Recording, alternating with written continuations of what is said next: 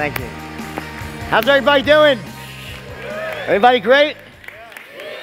I know some might, wow, I can't see a freaking, is it okay if I curse? Yeah. Fuck, you already paid me, right? So you're stuck, right?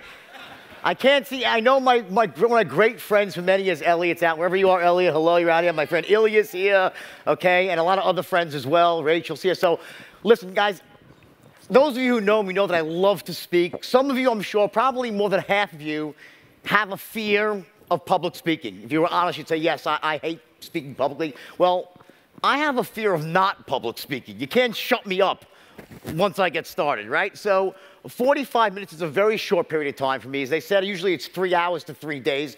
But I was thinking about, like, what can I offer, you know, a room of a few thousand people in 45 minutes that can really make a difference, a profound difference, that you can get some takeaways that you can use in your business life, in your personal life, to be more effective, to make more money, and just to feel better about doing it. I think so many people go out there and they feel stressed out at the process of making money. They don't feel congruent about it, as if they don't have to be themselves in some way. And one thing I want to tell you is that when I discuss the straight line system tonight, is that's what I'm going to try to teach you as much as I can in this short period of time, right? What I don't want you to think is that it's about becoming the way I am, selling like me, sounding like me. What it's about is the opposite. It's becoming congruent with yourself, the best communicator that you can possibly be. Now, here's the deal. The biggest misconception out there in matters of success is that there's so many people, entrepreneurs, business owners, even lay people who aren't in sales but are trying to work their way up the corporate ladder. They think that sales training or just sales itself is just for salespeople. And nothing, is it possible to lower these lights just a little bit so I can see the eyes? I love seeing people's eyes. Or else I'm gonna have to crouch down and see people. Okay, so if you can just lower them a little bit. So people think that sales is just for salespeople, and nothing could be further from the truth. Sales is really everything in life. It's about communicating your thoughts, your ideas, your hopes, your dreams, to be able to connect with other people in a way that moves them to take action, right? To say yes, and also get you what you want to. Ethical persuasion, so to speak. And the idea that you can go through life without having this skill at a reasonable level, not necessarily an expert, but to be at least good enough, is a very, very odd way to look at success. The bottom line is, no matter who you speak, think back. Look at whether it's you know, a Wozniak and a Steve Jobs. One guy, tech genius, other guy, marketing salesperson. Bill Gates started Microsoft, right? How did he do it? He persuaded someone, IBM, to give him the contract before he even had the program, then convinced someone else to sell him the program on a song, and so on and so forth. We see it in all walks of life, right? You could be a mom trying to influence your kids to make their beds, their homework. You could be a teacher trying to influence your students on the value of education, a lawyer trying to influence a jury on the innocence of your client. You could be an entrepreneur trying to convince people to lend you money, give you money, invest in you and your company and your idea. Without that one skill, every other skill you have is diminished. It really is. Imagine, like, if you had this, like, your idea is worth X. Well, that idea can either be multiplied or divided by, depending on your ability to explain it to people, to get them excited about it, and to get them to essentially buy into it, both their time, their money, whatever it might be. In the case of investors, it would be their money. In the case of time, would be people you want to recruit. I'll tell you this, the ability to recruit people to come work for you, and by the way, a lot of success is dependent on that, is based on your ability to get them excited about your vision for the future. So please, there's one thing that you take away from tonight. Just understand sales and just called communication. It's not just for salespeople. It's for anybody, bottom line. So in that context, I want to basically explain to you what, in my mind, what I believe sales really is, how does it apply to everything that we do, and what really happens when somebody goes from saying, let me think about it, or let me call you back, or it's a bad time of year, let me speak to my partner, whatever it might be, and they go from that to saying yes. Now remember, one of the biggest misconceptions out there in sales and persuasion is that salespeople turn no's into yeses. Now, that's not true. That is not what a great salesperson does.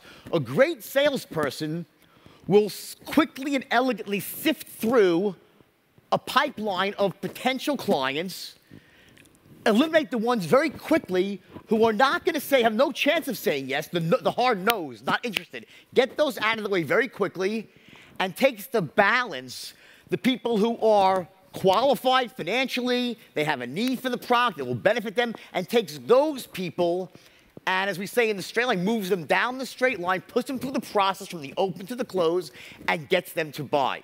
So we're not in the business of taking a no and turning it into a yes. That's a fool's errand. And if you do that, you're going to waste your time. You're going to start getting very bad feedback. Like, gee, I don't know, I sound great. Why isn't anybody saying yes, right? So it's just a thing you have to avoid at all costs. So that being said, what is it that really happens? What occurs in someone's mind when they go from saying, let me think about it, to saying yes? And you, as a business owner, as an entrepreneur, as a salesperson, how do you essentially take that information and use it in a way to get someone to move from where they are to where you want them to be, right? That's what sales really is. And at the highest level, I have 2 boards up here. Usually I have 4, but we only have 45 minutes, so 2 will have to survive, right? Suffice, right? So here's the deal. At the highest level, sales is the transference of emotion. That's what's happening. You're transferring emotion. And the emotion that you're transferring is called certainty. This is what's going on. You're transferring this emotion of certainty. So imagine this scenario. You're a salesperson and you're selling, let's say, a car, right? A certain or an insurance policy, right? And you walk into the encounter. You have to be absolutely, positively certain that your product is the best, your program fits their needs the best. It's essentially the best thing out there on the market. You need to be, imagine a continuum, like a line, watch. So we have a 1 on one side of the continuum and a 10 on the other. And a 10 represents you being in a state of absolute certainty, meaning you yourself as the influencer, the salesperson, you are, or the entrepreneur, are absolutely certain that your idea is the best, that your product is the best, that people should invest in you, your company, and so forth, right? That's where you are. And on the other end of the continuum, you have the number 1, which means it's basically the biggest piece of shit in the world, right?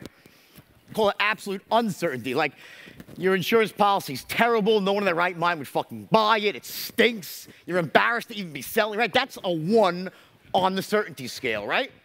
So, here's a pretty obvious question, I'll ask anyway. So you, as the salesperson, where do you want to be on this continuum when you enter the equation? Where do you want to be? As close to a 10 as possible, right?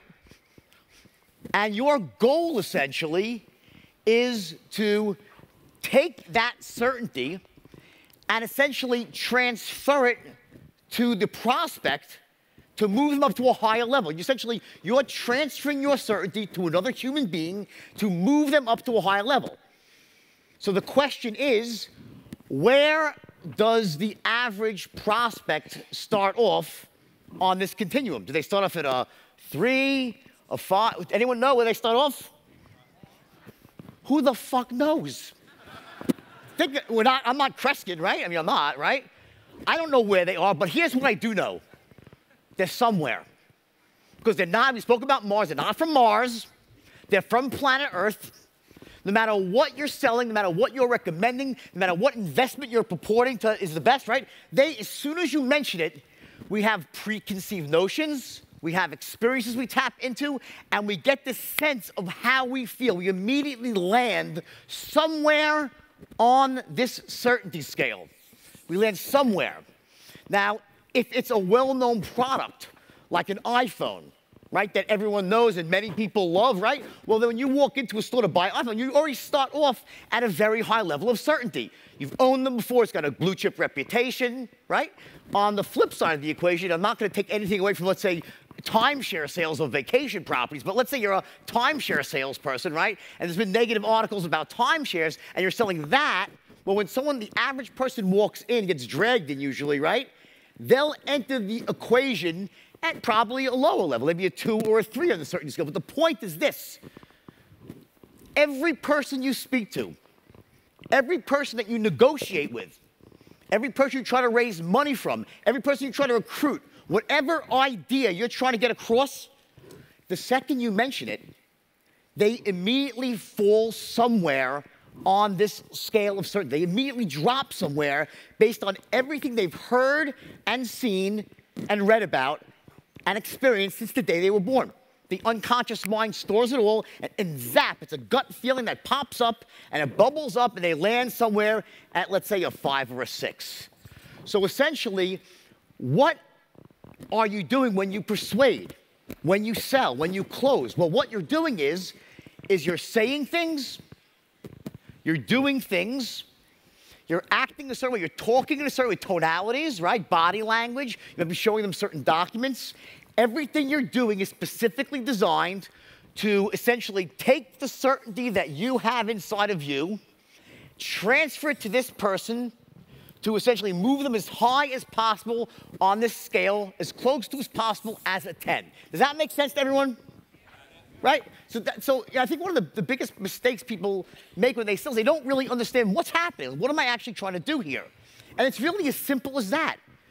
When you're selling, and whether it's a salesman or just trying to raise money, whatever you're doing, right? Persuading, influencing, negotiating, everything that you say, everything that you do, every document that you pass someone, every case you try to make is all feeding into this one overarching principle that I want to move someone to as high as possible on this certainty scale as possible. So imagine this. When we talk about certainty, what instantly pops into our mind is the product. And I mentioned it before, the iPhone, okay? Now, you guys know I was in the stock market, all right? Back in the day, right? So we all make mistakes, right? I heard my man Steve Forbes, who I respect a lot, say, we all make mistakes, right? We all fail and come back, right? And I'm a big believer in that, thank God, okay? But by the way, we learn a lot more from our failures than we do from our successes. And that's one of the keys about failure. I want to just very briefly, diverge there, is that, when it comes to entrepreneurship, and I teach entrepreneurship as well as sales, right? And I always think of entrepreneurship in 2 separate columns. You have on one side of the equation what I call learning how to fail elegantly. Now, this means learning how to go into business in a way so when you're wrong, and you're going to be wrong more than you're right as an entrepreneur, that you minimize on the financial loss, the time loss, the pain you feel. And my good friend Elliot and I, we had our massive failure together in our early 20s in the meat business, right? And we got into this business together, and it was a fucking disaster. I mean, like, literally, it was so bad. Like, the day we started this business, Hurricane Gloria pissed down 30 inches of rain on us. We started the business in someone's muddy backyard, and it sunk into the center of the earth. That was foreshadowing what happened next. But Ellie and I were great salesmen. We dug it out of the mud, and for a year and a half, 2 years, we did and I was a great salesman, great trainer. Ellie was a great salesman. I trained salesmen. I grew from 1 truck to 26 trucks. We were making a ton of money. We thought we leased a Porsche and a Continental, right? Well, it turned out we were making every mistake that young entrepreneurs make. We were overexpanding, we were undercapitalized, we were growing on credit, okay? And before we knew it, just like that, we were out of business and bankrupt at 23. Now, what I didn't realize at the time, we often don't, is that when it's happening, you think it's the worst thing in the world, it's a disaster, it's so painful, but yet, what I learned from that failure paved the way for every success that I had. Learning things about, how do you get into business and test ideas out. Make sure that you go into business properly capitalized, that you don't overexpand, that you don't grow on credit. All the things that for experienced entrepreneurs, they seem obvious. Well, for people starting out, they're not so obvious. So you must learn what these things are. There are rules to business, and that fundamental rules, you must learn how to fail elegantly, which means go into business in a manner that allows you to be wrong and minimize on the pain and the loss financially and time and maximize on the lessons learned. That's half of the equation. And on the other half of the equation, you have what I called learning how to succeed wildly. Meaning, what do you do when the shit is right? Every once in a while, and it is every once in a while, you test an idea and it's better than you thought. It actually works better than you thought. And everything, for whatever reason, it's all the moon's in the 7th house and Jupiter's aligned. When you get it all, the whole thing's just working. Well, how do you take a small business and turn it into a big business? How do you take a big business, turn it into a multinational company? How do you go public? How do you do all the things that allow you to really become a powerhouse? That's an entirely different set of rules than there are for failing elegantly. In fact, they're almost exact opposite of failing elegantly, how you go about doing that. Now, and I have time to go into all that stuff, but I just want you to be aware, okay, that in terms of failure, remember, failure is a part of life, it's a part of business, and the one lesson I always give to my own son, I love my son, right? I said, Carter, I said, you're not the failures of the past.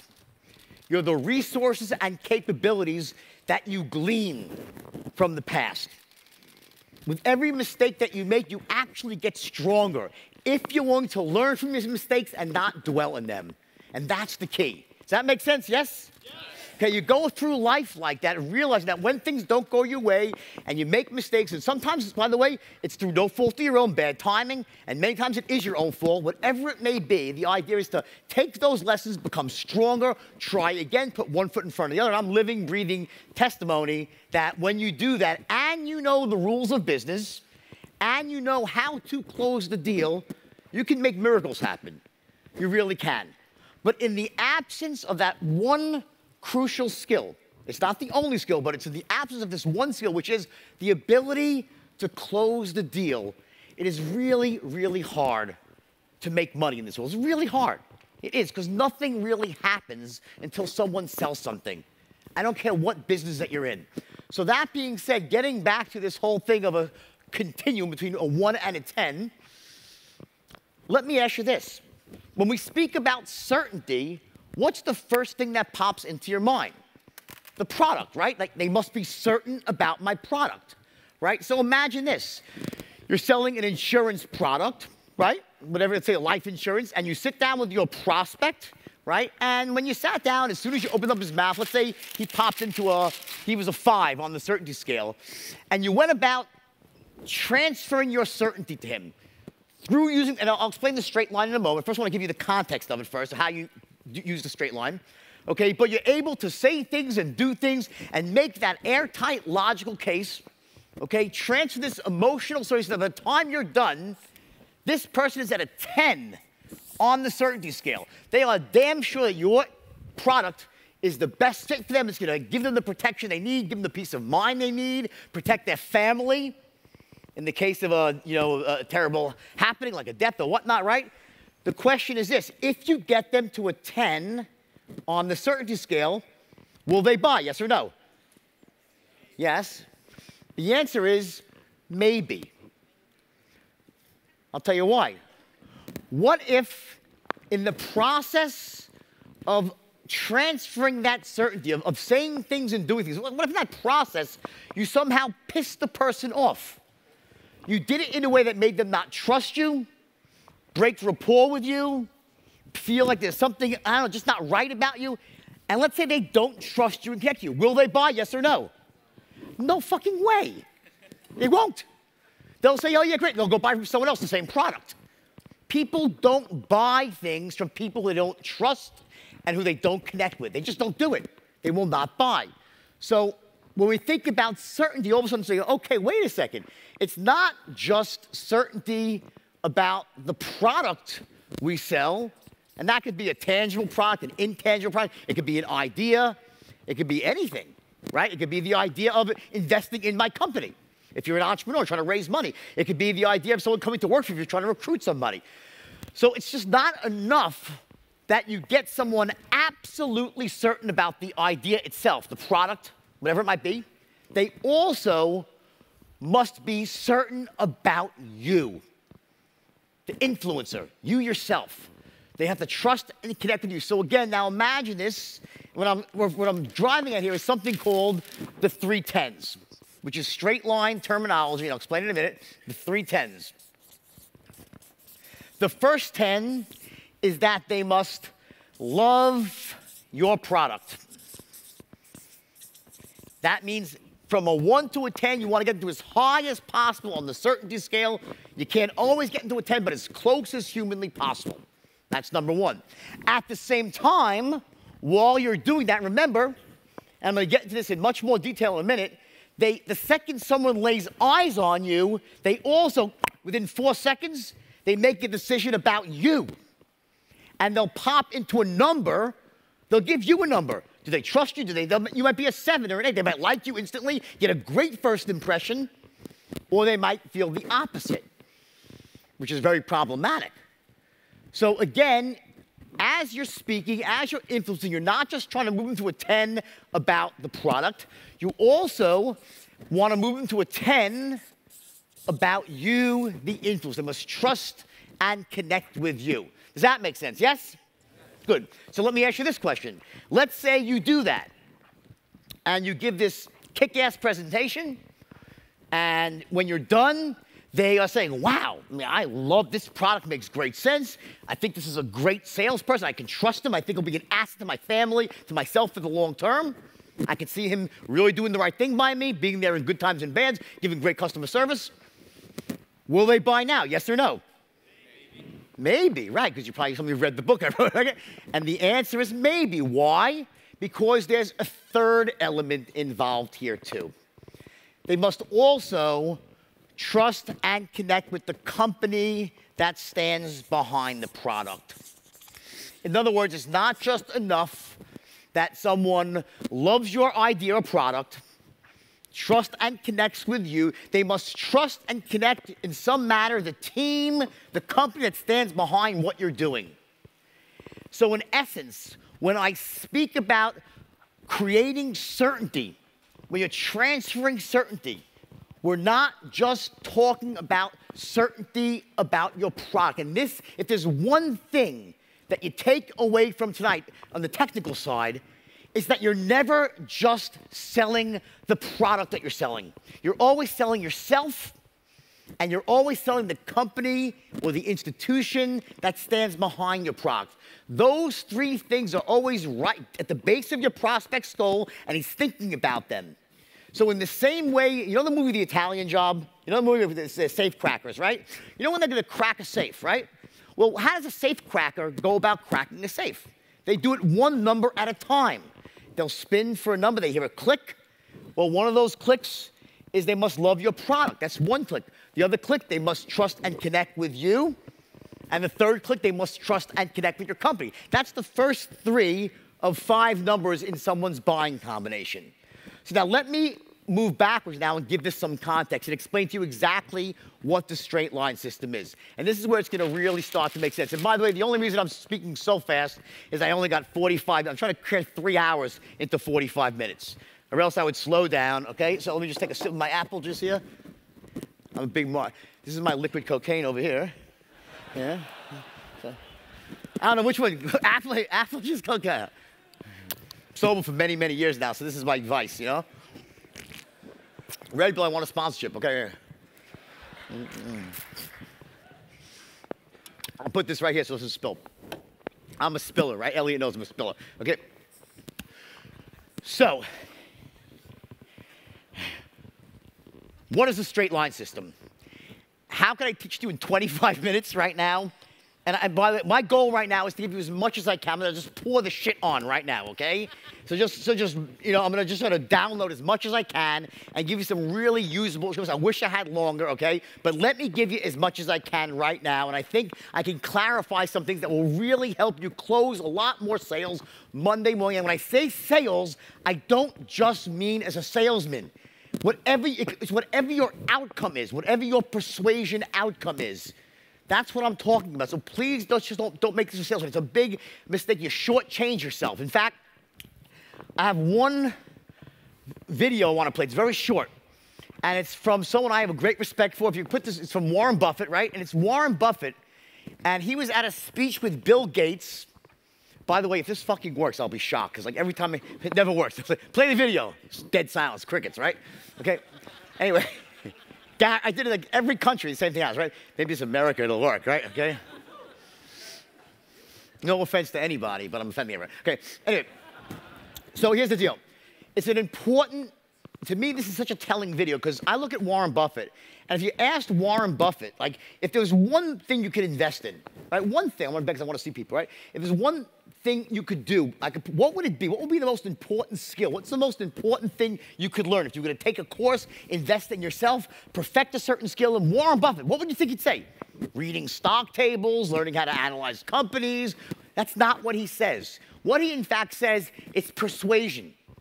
Communication. He was speaking to about 5,000 or 6,000 students, I think it was Michigan's many years ago, and he's speaking in a forum with Bill Gates, and he gets asked the question by a graduating student saying, what can we do as young people entering the workplace to make ourselves more valuable? How can we ensure our own success? And you know what he says? Take a course in learning how to sell and communicate. Because here's the deal. That's what Warren Buffett did when he was in his 20s. When he graduated from college, he was this brilliant guy, right? Knew all the stuff about, you know, picking stocks, analyzing companies, but he was terrified to speak publicly, he's terrified to communicate. He went out, and back then, the gold standard was Dale Carnegie. He took a course, learned how to sell, communicate, changed his life. In the absence of that, you know what he'd be, Warren Buffett? The most talented money manager in Omaha, Nebraska that no one ever heard of. That's what he would be. So can you play this? Is it possible? Thumbs up. Go. Right now, I would pay $100,000 for 10% of the future earnings of any of you. So anybody wants to see me after this is over. And,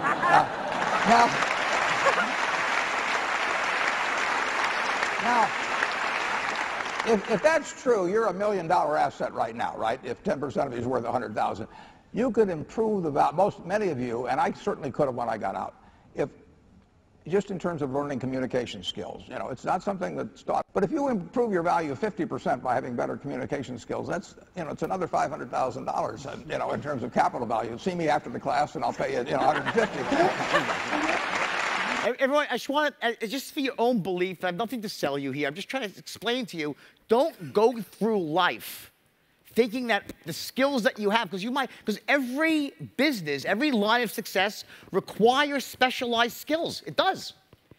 But they all require the ability to explain what you have to other people in a way that moves them to take action without pissing them off, holding their interest. Does that make sense? Yes? You can improve your life dramatically by learning how to communicate. And here's the irony. Here's the danger. The human brain is really fucking smart. It is. It's really smart. And if you lack that skill, or you're not 100% comfortable with it, you know. Your brain knows, and in your heart of hearts, you know. So what happens is when you're thinking about your ideas for the future, your goals, your vision, and you start trying to play out that movie, you say, you know what, I can't really see myself succeeding. I can't imagine myself doing it. Because you feel like, you know, I don't know how to talk to people. You couldn't see yourself being the sort of person that goes out there and makes shit happen.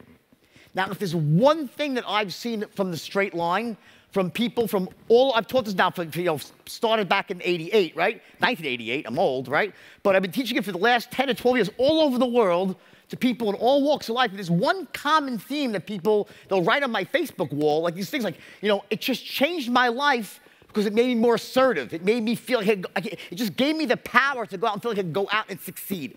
So it's an intangible factor you get when you feel confident enough to go out there and get your point across to people. It makes you want to take action. That's what happens.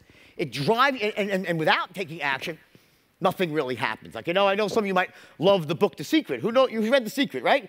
I like The Secret. It's a good book, right? But here's the problem I have with The Secret. If you read The Secret, you can get this idea. Say, if you want to make $50,000, here's what you do. Go into your house, sit on the couch, turn down the lights, drop the shades, get into a nice, calm, meditative state, and imagine a check for $50,000 showing up in your mailbox. And just see your name on the check and attract that check into your mailbox and attract that fucking check into your mailbox and really put it out into the fucking ether and attract that check into the mailbox. And sure enough, a check for $50,000 will show up in your mailbox. Honestly, if that's your strategy for success, the only thing that will show up in your mailbox is a fucking eviction notice. Right? Your wife's off banging the next door neighbor.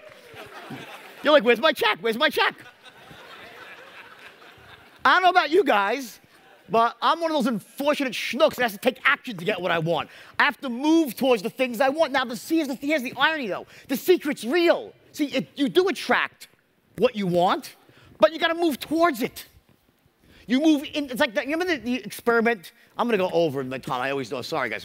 Okay, but here's the deal, right? Because I got to just tell you this, right? From the heart. When I was in third or fourth grade, I remember this experiment with magnetism, and they'd show you the horseshoe magnet and the iron filings, right? And the teacher paused and the magnet's here, nothing happens. And she moves it closer, and nothing happens. And she moves it closer, nothing happens. And all of a sudden, close enough, and the magnet attracts. You have to get close to the shit that you want to attract it. It doesn't happen sitting at home on your couch. So what the secret does, the way it really works in the real world, and I don't understand it all, some of it's out there in the fucking ether, but the point is, the way I have seen it work in my life, and in many other successful people, is that once you start to focus on what you want, it activates that part of your brain that teaches you to focus on certain things so the opportunities don't pass you by. Why did I write the book, The Wolf of Wall Street? I wrote the book, I'll tell you why, the original book. I wrote it because I ended up in jail, and believe it or not, who's my bunkmate? Tommy Chong from Cheech and Chong. I shit you not. They throw me in jail, and he's my bunkmate. So I'm like, oh yeah, I heard you were there. I said, yeah, I heard you were coming, right? I don't mean like in the same jail, in the same cell they put us in, right? We became friends, so we're telling each other stories at night, and I'm telling him stories. My yacht sank, he's laughing his ass off, and on the third night, he comes to us, you know, Jordan, honestly, I thought you were full of shit. But my wife Googled you, and it's all true. I can't believe it, because you gotta write a book. And I said, well, I don't know how to write, just write the way you speak. I tried that, it doesn't work, okay? My writing was so bad, I gave Tommy my pick. He goes, that really sucks, Jordan. I'm like, oh, thanks, Tommy, tell me what you really think, right? He's got a habit of really calling a horse's ass, right? It's a gift he has, right? So anyway, long story short, how did I learn to write? I learned to write after 1 month of failing, being so bad at it. I went into the prison library. Yes, they have libraries in prison. I stumbled upon a book called Bonfire of the Vanities. And the second I started reading that book, I'm like, oh my God, I want to write like that. I read through the book, plowed through it, and I took out my highlighter and I used it as a textbook. What happened? And I learned his strategy for writing. How does he introduce characters? How does he use the different tenses? Like, I didn't even realize the word had, H-A-D. I didn't fucking know it existed, because you say it so fast. I'm like, why isn't my shit making sense? You know, and I learned about metaphors, how you describe women, about men, how you describe places, how you use, I learned how to write by modeling Tom Wolfe's strategy. And then, of course, I had to go next to Hunter S. Thompson because of all the drugs. I felt compelled, right? And my next book was Fear and Loathing in Las Vegas. Those two books taught me how to write. Here's my point. In everything you try to do in life to succeed, there are specialized skills required. There are. There's going to be certain skills required. You must learn those skills. And no matter what it is, one of them is going to be the ability to persuade, to influence, to get your point across. I invented the straight line system because I found myself in a very unique situation. Elliot was one of the few people that was very, very intelligent, but I was employing these very young kids, not very sophisticated, right? Average IQ. If any of you are here, I don't mean you, okay? I'm speaking in broad terms, okay? The average IQ of my original guys was like Forrest Gump on 3 hits of acid, okay? If any of you here, I didn't mean it. It's just a joke, right? Okay. They weren't the sharpest tools in the shed. And here's the thing. They weren't the Ivy League diplomas, right? There was no members of the Lucky Sperm Club, right? My guys were the downtrodden, the forgotten sons and daughters of Long Island and Queens that had never been told by their parents that they were capable of greatness or deserved greatness. And any greatness that they naturally had in them had been beaten or conditioned out of them since the day they were born. When they walked into my boardroom at 18, 19 years old, they'd been conditioned to survive, not to thrive. It started with their parents, then their own school teachers, their friends, the media. They'd been told they were average and no more. And then came something which came as the great equalizer, which was the straight line system. I invented it because I came up with an idea to start selling $5 stocks to the richest 1% of Americans, all right? Not pennies, it's $5 to the richest 1%, and my guys couldn't do it. I had to come up with a new way of selling. Let me just go through this really, really quickly, okay? Because we're out of time here, right? So what happens, I have to come up with this new way of selling, and for 30 days, I was trying the old way. They couldn't do it. They couldn't close sales. Meanwhile, I was closing sales, Danny was closing, my junior partner, Danny. Elliot hadn't even gotten to the firm yet, right? So I had this conundrum. I'm like, wait a second. I'm closing rich people. Danny, my junior partner, great natural-born salesman, closing rich people. Yet my 12 guys, they can't close a fucking door. I'm like, what is going on? We're calling the same leads, right? Listen to this shit, right? We're calling the same stack of leads. I wrote the same script, right? And I'm closing 30%, Dave's closing 20%, they're closing 0%. Zero. After a few weeks of this, the brokers wanted to go back to selling penny stocks, right? I was like, fuck that. I knew there was money in this, right? The reason I knew is because the first trade was done by Danny. Let me just tell you this very quickly, okay? Fuck. I have 7 minutes left. Shit. Can I go over for like 10 minutes? Can I go 10 minutes over? Is it cool? Yes? All right. I got to sip of I need some more Coke here. Just kidding. I'm sober 25 years. Okay. No, I don't do drugs. I'm serious. I swear. Don't be looking at me. Okay. The average penny stock trade was like $1,000, right? That was what you make, and you make a few $100 in commission. Well, the first trade in the new system, Danny got, and we were both dialing through our DMVs, our leads, and he got the first guy on the phone, right? And he hangs up the phone a couple minutes later. I was in my office, he was in the boardroom. He walks in, he's got this ashen look on his face. I'm like, what happened? He goes, the guy bought $120,000 worth and apologized for working so small. Now, I made $70,000 on that one trade. Listen, what I did was wrong, okay? I'm just talking about the power of what happened here, okay? So don't look at anything good about that. But I'm just trying to say here that it was 120 times bigger than the average trade, if you could call rich people. But so I said to him, I looked out into my boardroom with these 12 Forrest Gump guys. I'm like, fuck. I said, fuck, I'm gonna be rich. All I gotta do is figure out how to train these 12 nincompoops so I can be the richest guy ever, right? Simple as that. You know they have an expression? Easier said than done. I tried everything to train these guys to get to close. They couldn't close. And it was driving me crazy.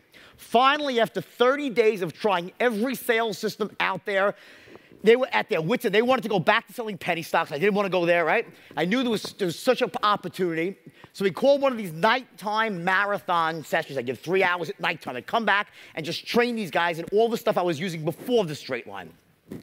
So I knew it was make or break, and I was so angry that night. I remember being so angry, right? I came back, and I looked at there was like 13 guys in the boardroom. I said, all right, guys, tell me, what the fuck is so hard about this? I just don't understand. Why you can't, I'm doing it, Danny's doing it. Why is it so hard? This is before you got here, Elliot. You came a little bit later, right? You were at Bear Stearns at the time. They're doing fucking great now. Another story, okay? You were at Bear Stearns at the time, right? Anyway, point being, so I'm not alone, okay? Point being, okay, is that I said, what is so hard about this? Tell me, because we're not leaving until we get to the bottom. Dead silence. I was like, come on, tell me. Some guy goes, there's too many objections. He goes, yeah, thousands of objections. There's thousands of objections. I'm like, thousands? Yeah, they keep hitting us with objections. It's impossible. I said, okay, great. There's thousands. Great, let's write them all fucking down right now, because we're not leaving. Go ahead, list them. Silence. Some guy goes, they want to think about it. I said, great, they want to think about it. I wrote, think about it. Come on, keep going. What's next? Want to talk to their wife. What's next? Bad time of year. What's next? Got to talk to my partner. What's next? My local broker, right? Not liquid, blah. And on and fucking on they went. And on they went. And on they went. And it kept going and going and going until they were finally done. And the board was filled. And there was 14 fucking objections. That was it. Not thousands. 14. And of those 14, half of them were duplicate variations of two. One is, it's a bad time of year. It's Christmas time. It's back to school time. It's tax time. It's fucking Groundhog's Day, right? Next one, I gotta speak to my wife, my partner, my lawyer, the fucking butcher, the baker, the candlesman, the tooth fairy, right? Same shit. There was like 7 objections. And in that moment, I looked into the room and I got so angry and something just came over me. It was really weird. And all of a sudden, it hit me. I said, don't you guys get it?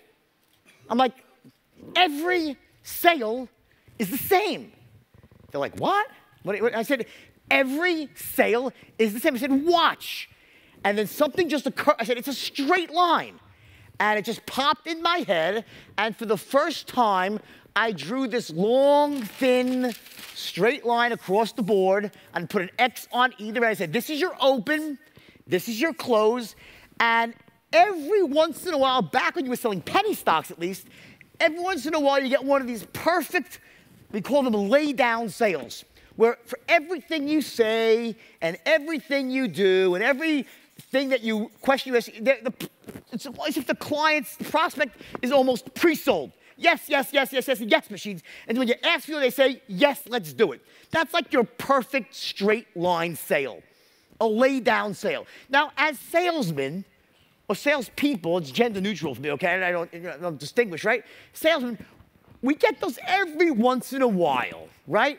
But typically, that's not how things go. Things don't stay exactly on the straight line. Your clients, you want to keep them on the straight line, going from the open to the close, but they want to interrupt you, go off the straight line. They want to ask you questions, talk about the price of tea in China. So they want to take you off the line. You want to keep them on the line, so you have these healthy boundaries above and below the line. When you're inside these boundaries, you're called what's in control of the sale. You're in control.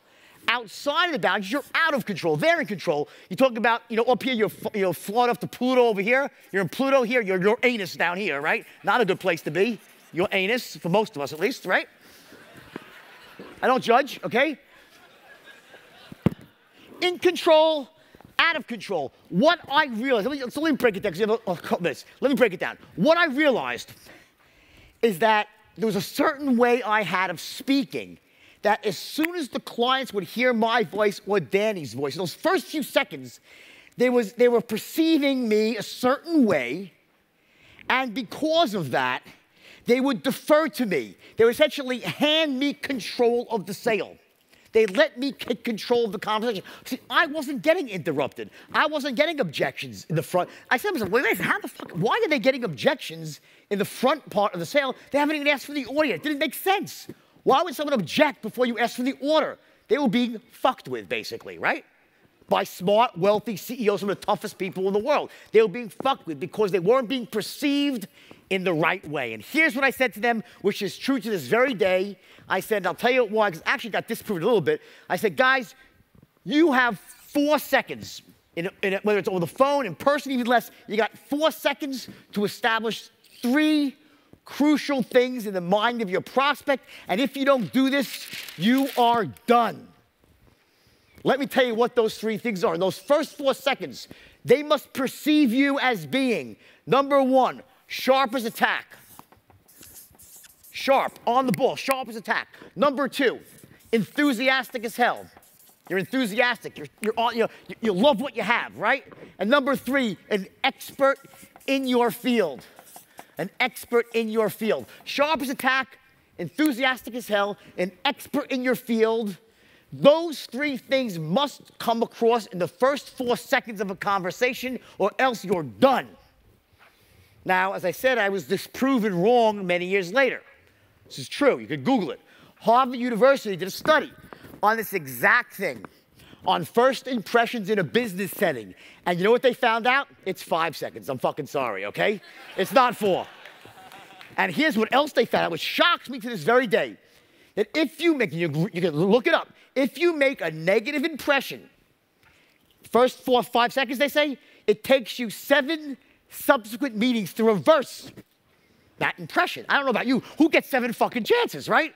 You got 1 and you're done. Here's what was happening. My guys were young, they were inexperienced, they didn't sound like experts. We have been conditioned since we're yay big by our parents, Respect your elders. You went to the doctor. He was an expert. He asked you questions. You answered. He had a diploma on the wall. He had a stethoscope. You were taught to respect authority, to essentially let experts take control of the sale. When we're in the presence of an expert, we defer. We let them ask us, we let them guide the situation. When we think we're not in the presence of an expert, we abuse them. We take control. Expert in your field. Number one, sharp as attack. That you're on the ball, you're not going to waste time. Number two, enthusiasm. Now here's a big one. You'll say, oh, come on, enthusiasm. People will see through that. I'm not talking about that. Oh my God, like my fucking practice, like that bullshit enthusiasm. That's bullshit. That's repulsive too. I'm talking about what's called bottled enthusiasm. It's a tone of voice that's below the surface. It's a way of speaking where it's almost inside you, seething like a volcano, ready to erupt, but you don't erupt because you're in control, you're an expert. It's a way of speaking that when people hear like, wow, he must have pretty good because he's here. She's really excited about this. It comes across and it cannot be denied. Sharp as attack, enthusiastic as hell, an expert in your field. And what that chunks up to, what it really means, is that in the prospect's mind, they say, this is a person worth listening to. That's what they say. Because, at a higher level still, they can help me achieve my goals. They can help me get what I want, what I need. People don't listen to you so you can get what you want. They want to get what they want. They have outcomes, problems, pain they're trying to solve. That's why people listen. And when they believe, and here's the word, believe, whether you're an expert or not, it's a different story. But when they believe that you're an expert and that you're sharp and that you're believing what you're doing, you're enthusiastic, they can't help but want to listen.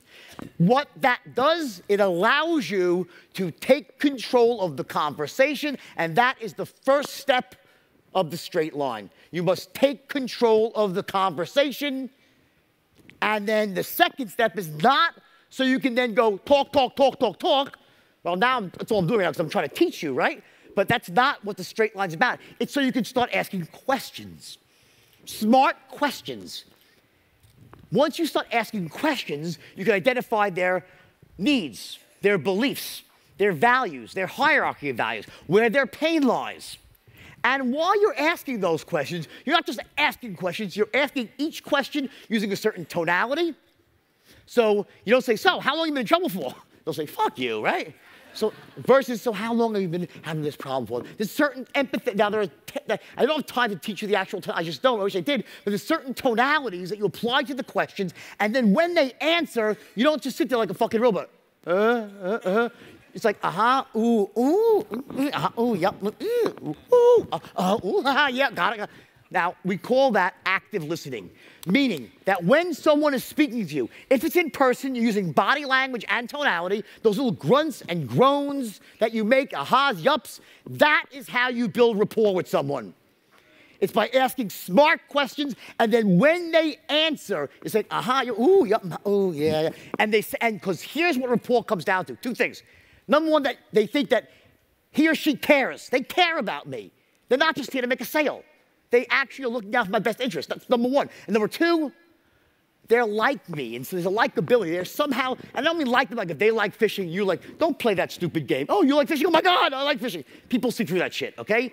I'm talking about you see the world, that you're on the same page with them. This is how rapport is built. If there's one thing that you can do so effective with so little training, once you just know how, is that you can ask prepared questions for your industry, whatever it might be, and ask them in a certain way and listen in a certain way, that by the time that you're done with your last question and you say to them, well, Jim, Jill, based on what you just said to me, this product is a perfect fit for you. Let me tell you why. They're like, go ahead. And here's the ethical part. If your product is not a good fit, don't sell it.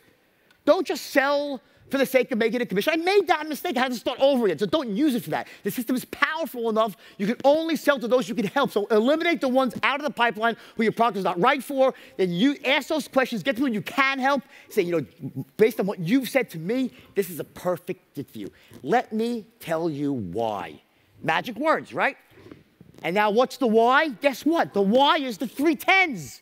Now you go about making an airtight straight line presentation that covers both logic and emotion, two different things.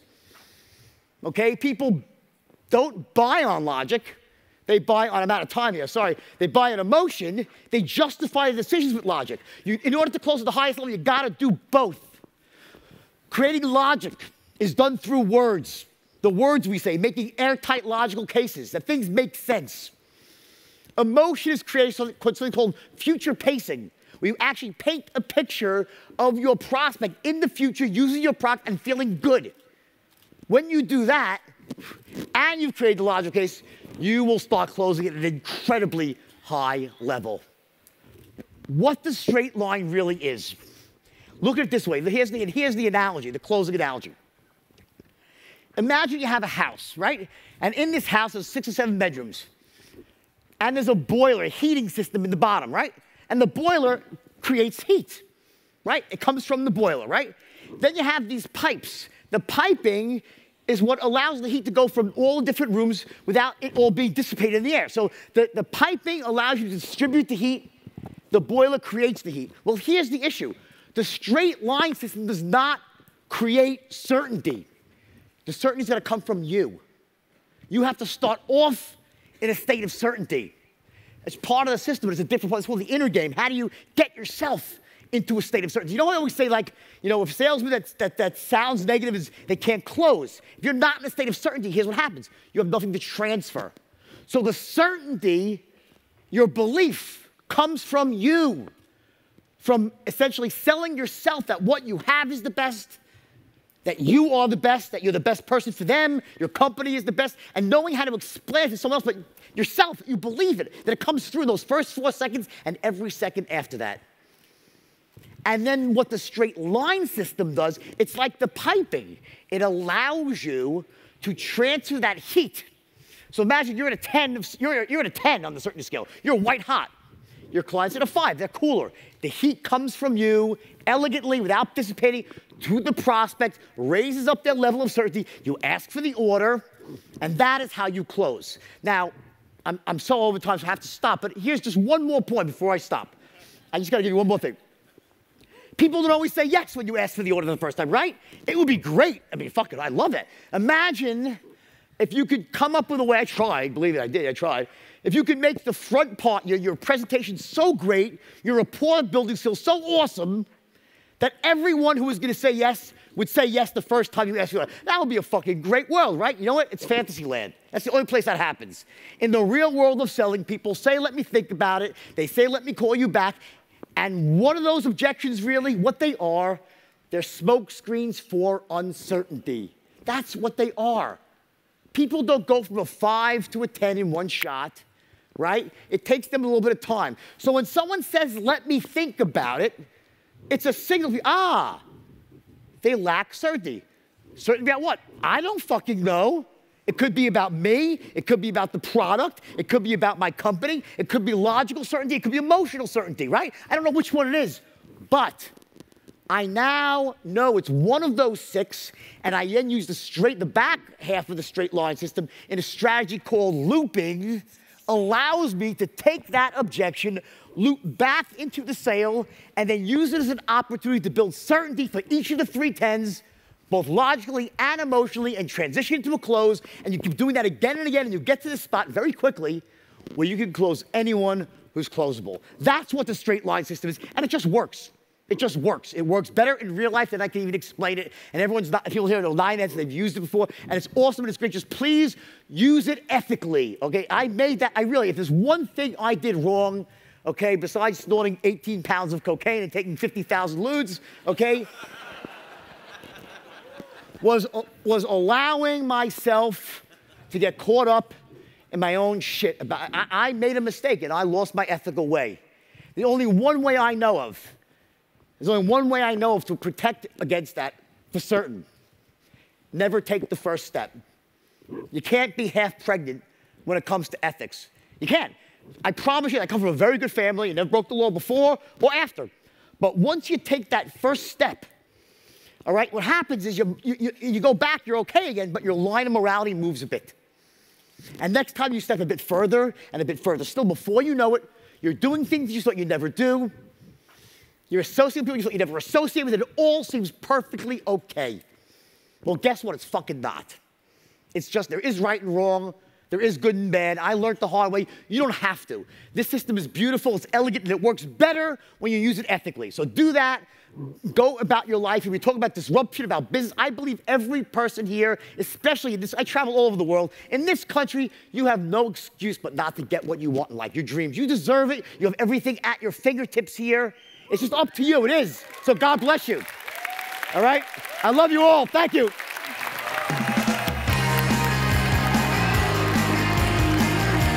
Thank you. You guys are great. Thank you. I think, guys, real quick, I think it's going to be a 15-minute Q&A right now. Kimberly, we're going to do a quick Q&A right now. So I'm going to answer a couple of questions. Right, Kim? We have some questions. No questions? I don't know. Maybe we can get one question. Oh, one question. By the way, just so you know, I'm going to say before you leave, I'm actually coming back to New York. I'm doing a one-day event here with Synergy myself for the whole day. Okay, so if any of you are interested, you can just speak to the people in the back here at some point over the next 2 days. Talk about the event with them. It'll just be me for the whole day because I don't have enough time. So I love you all, okay? So you can speak to them back. It'll be, I think the date is January 26th, okay?